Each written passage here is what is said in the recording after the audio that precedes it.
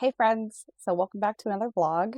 I'm going to be working on the boyfriend's bag. It was completely customized for his specifications. I used the Sawyer Satchel as my kind of my base. I like the way it looks. I like the way the designer did the like accents on it. But that's about all that I like about it. I don't love the instructions. I feel like they're really disjointed. And it doesn't like vibe with how I feel like it should flow. I feel like you're working on like separate things that, there's just, I like to do all my top stitching at once. I like to do all my straps at once. I like to do all my accents at once. And I feel like we don't do that in that pattern. Um, but I kind of use that pattern as a base to just follow like construction wise, and like measurements for certain things. I like the cargo pockets that this bag has on the front panel. So that's kind of why I like the pattern. This will be, I think, my sixth messenger bag off of this pattern. I made this pattern exactly for, I think, maybe three or four of them. I believe this one for sure, and the DM screen bag are definitely very custom in their sizes. So I'm going to get working on that. I pulled my Juki out and it's on the cutting table. So I'm going to just give you a top down view of me sewing. I just figured that was the easiest versus having this camera pointed at me somewhere. Because it's in front of my window. There's not a lot of space to put this camera. So I'm just going to get a top down view. I think that'll be fine. But I just wanted to get it finished, and get it off my plate, and give it to the boyfriend for him to have access to that bag. He can now use it for his Magic the Gathering stuff. When I'm done, I'll show you what it looks like. I'll give you a little tour of the bag. And yeah, so enjoy the vlog.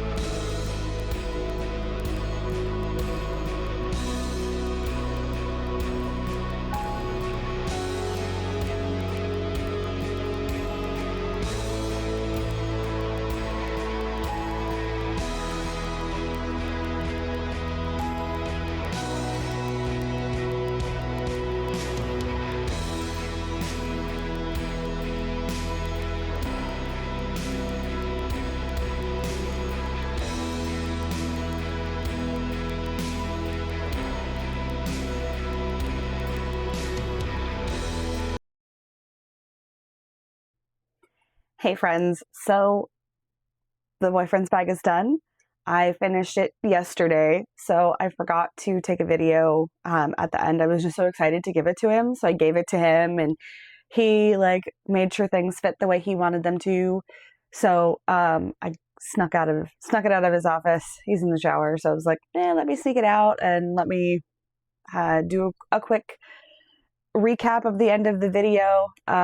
So I'm really pleased with how this bag came out. A couple of things I would have done differently, or now know that I should do differently, is I should make the flap a little bit longer.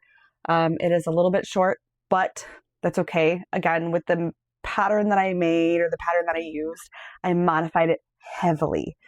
Dimensions, all of it. I mean, the construction's a little bit the same, but I modified the size of that bag, and I've done that several times. But this is the first time I've made it deeper instead of thinner. So I was, math is math. Sometimes it's hard, but I'm excited to show you what it looks like. So this bag is made from waterproof or water resistant canvas, the purple, which I got from Wonderground Fabrics. It's black cork on the accents on the sides and the front. So as you can see, this is a deep bag. It's made to fit his Magic the Gathering deck boxes. So 4 across, 2 deep. And so we measured it, and I made sure that those dimensions worked well. So it's a very standard. There's a zipper in the back, zipper pocket in the back, and then I did a recessed zipper. I always like to do the recessed zipper on the bags because it gives just an extra layer of protection if it's raining. I live in Washington, so it's nice to have that little extra layer of protection. But we've got the cargo pockets here, and then when you open the bag, so it's nice. It's got a nice big open area. There is a zipper pocket on the inside, and then on the back of the bag, it's kind of hard to see because it's a little dark. There's a slip pocket, and then there's a pen pocket up against it. This lining is custom. I had someone draw up a seamless file, and paid for, of course. I paid a small artist to do this. And then I used Rainier Fabrics, which is a small business here in Washington that does printing. They do fabric printing on a bunch of different bases. And I will tag all the businesses that I used in this video down in the description. But things that, but I had it printed on a base with them. I think it's Elements, but I'll have to go back and look at my order, and I'll tell you exactly what I ordered. I like to do their really durable fabric. He did mention, he's like, oh, it feels like thinner than the previous bags. Well, the previous bags used waxed canvas and vinyl. So that could be why. I also, his previous bags, I used waxed canvas for the strap. And this time I used like a nylon. It's not a seatbelt webbing. It's a little bit thicker. It might be a polyester or a nylon webbing in the adjustable strap, and the strap is not removable. And that's part of this pattern. It's not removable. He doesn't need to remove it. There's no other way to carry it. So I did that. So I hope you enjoyed the video. If you did, please give it a like and subscribe for more content to see here. We'll get this uploaded soon. It is the 30th of May. We have D&D this afternoon. So I'm going to try and get it out within the next week or so that everybody can see it. And I did update my Airtable. I'll put the link in the description as well, because I track my works in progress and I track the completion of items that I've done, or I try to. And so I have a 2026 completion list. The goal is for none of the old items to carry over into 27. I made some really good progress in January, and I haven't really made good progress since. So a lot of new things are coming up. So that's what we're going to be working on moving forward, is a lot of the older projects, quilts mainly. There's a lot of quilts that are old projects, and some of them are crochet. But yeah, I hope you enjoyed it, and I'll see you in the next one. Bye!